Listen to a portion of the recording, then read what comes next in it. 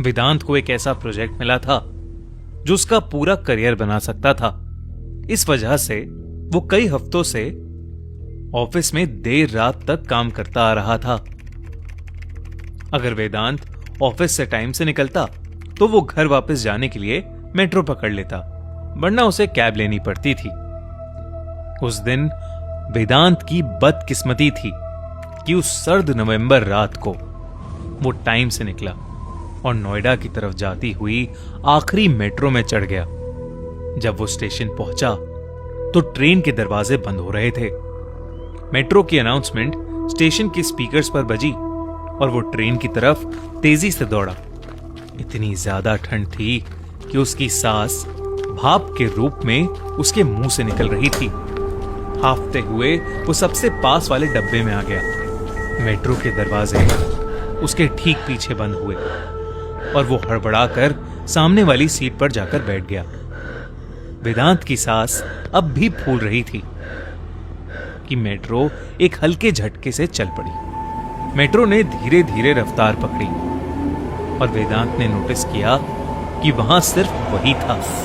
पूरी ट्रेन में उसके अलावा और कोई पैसेंजर नहीं था।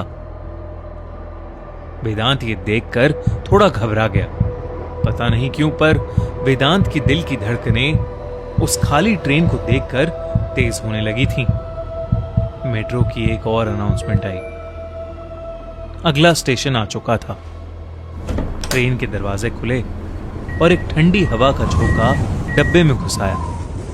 वेदांत कपकपा उठा। ठंड की वजह से नहीं, बल्कि जो वेदांत ने बाहर देखा उसकी वजह से। पूरा स्टेशन खाली था, एक आदमी के सिवाय। वो सामने एक लोहे की बेंच पर बैठा हुआ था। वो अधेड़ उम्र का था और उसने जीन्स और एक जैकेट पहनी हुई थी।